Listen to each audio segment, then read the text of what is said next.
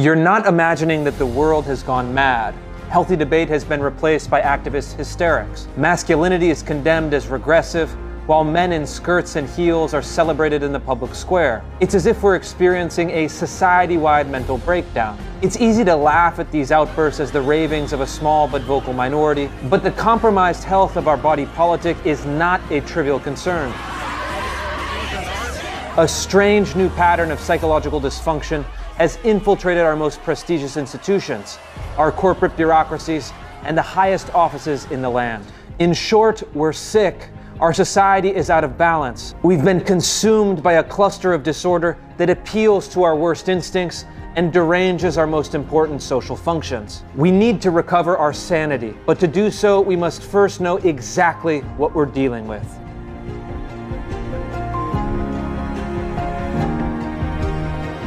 Every historical period develops unique psychological characteristics that shape public life. After World War I, we had the lost generation that was shell-shocked and disillusioned.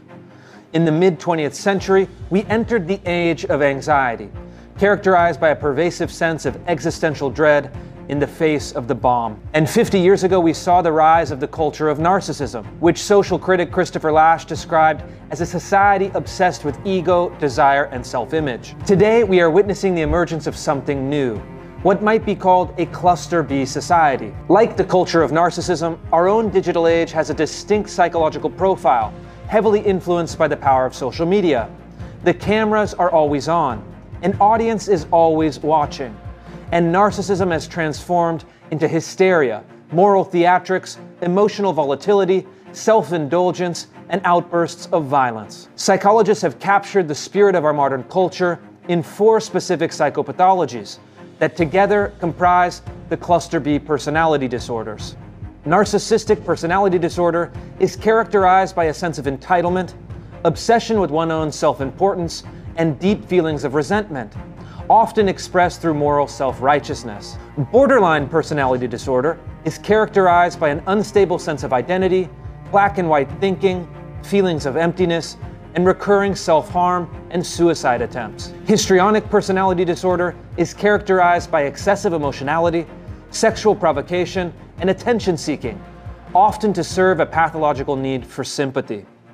And antisocial personality disorder is characterized by impulsivity, manipulation, disregard for others, and a penchant for violence and aggression that violates social norms. But this cluster of social pathologies is no longer an individual matter. It has begun to shape the patterns and structures of our entire culture, which is quickly becoming a cluster B society that replaces disagreement with accusation, uses false compassion to manipulate citizens into compliance, honors victimhood instead of accomplishment, and enforces the whole scheme with the threat of violence. For most of our history, significant personality disorders were treated as problems and largely relegated to the fringes of society. But in our emerging cluster B society, the narcissist, the borderline, the hysteric, and the antisocial psychological types have been elevated into positions of power and celebrated by our institutions. The new status quo is an emerging leadership class that rules through emotional blackmail. Powerful institutions use the cover of various victim groups to impose their agenda on the rest of us. If we dissent, we're branded as hateful bigots. We're accused of lacking empathy. We're ritualistically banished. While these strategies are contemptible, they're also remarkably effective in controlling what we think, what we say, and how we act. And they've slowly transformed our institutions into what psychologist Andrei Lobachevsky calls pathocracy, or rule by psychological dysfunction. This has become our new social order. If you look around, you'll start seeing it everywhere. The cluster B traits have been formalized and entrenched in our human resource departments, government policies, cultural institutions, and civil rights law. This is a recruiting video from the CIA that overtly valorizes the cluster B traits of narcissistic identity obsession, self-righteousness, and need for affirmation. I am a cisgender millennial who's been diagnosed with generalized anxiety disorder.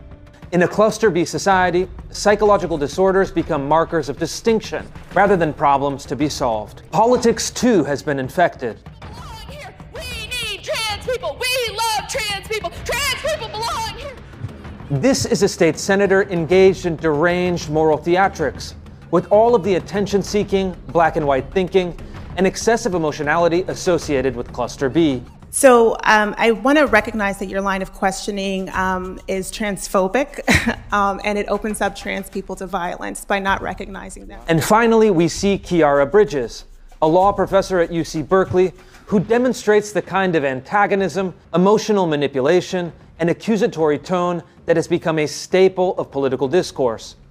The goal is not to arrive at answers, but to browbeat opponents and make them feel bad for denying left-wing orthodoxy.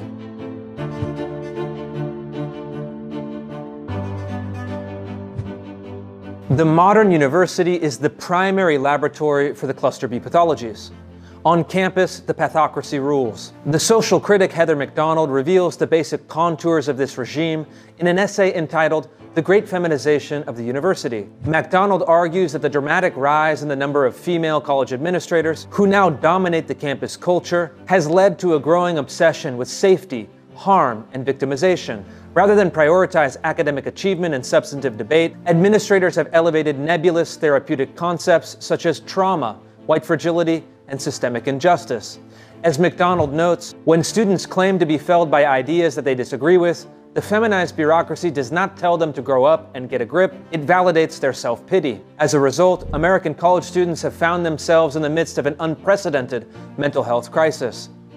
According to the University of Michigan's Healthy Mind study, more than 60% of college students meet the criteria for at least one mental health problem, a nearly 50% increase since 2013. The more we indulge Cluster B-style pathologies, the more we replicate them in our institutions. But rather than reverse course, university administrators have only leaned further into this broken model. Students are told that they are always under attack, that their safety is always threatened. And rather than strengthen them for meeting these challenges, administrators fight to sanitize the campus environment and shut down any speech deemed harmful or offensive. This is the perfect recipe for enabling and encouraging Cluster B-style narcissism and hysteria. Scenes and sentiments like these have become ubiquitous, and they work.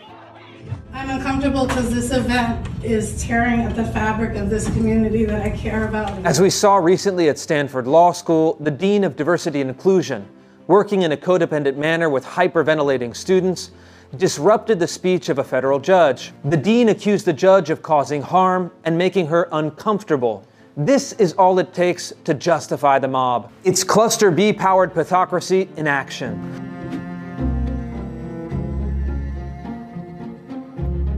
The Cluster B pathologies have a remarkable power of transmission, and like a pathogen leaking from a lab, they've broken containment and are spreading through the rest of society. The messaging of our major corporations is looking more and more like the celebration of disorder, whether it's attempting to normalize gender dysphoria or rewriting the standards of health and beauty. Social media has only accelerated these trends.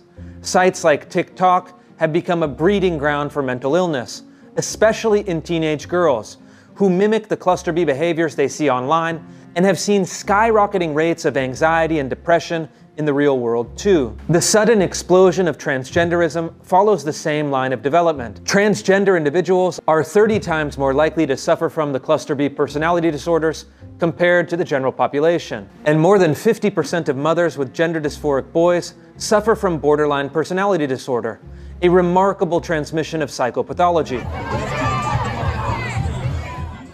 Much of the recent left-wing violence has also taken on the cast of the Cluster B disorders. The George Floyd riots were remarkable in part for their psychological tone. Wild emotional displays, narcissistic identity rituals, and victimology manifested in the streets. The antisocial personalities have learned how to wield left-wing ideology in order to justify their violence and terror. As psychologists have long known, there is a long-established link between violent personalities and left-wing authoritarianism. The mugshots of Antifa foot soldiers drive home the point. These are not mentally well people.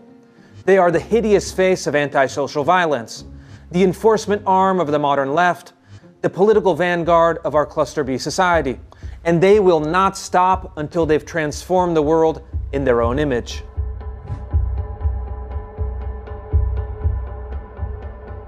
Anonymous right-wing critics have taken to calling this strange new Cluster B regime the Longhouse, a matriarchal form of society that privileges the values of care, concern, and feminine social strategies.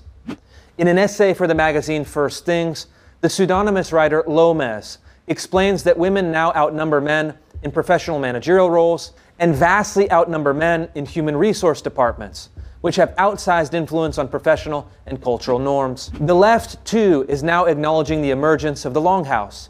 In her presidential campaign, Hillary Clinton confidently declared that the future is female.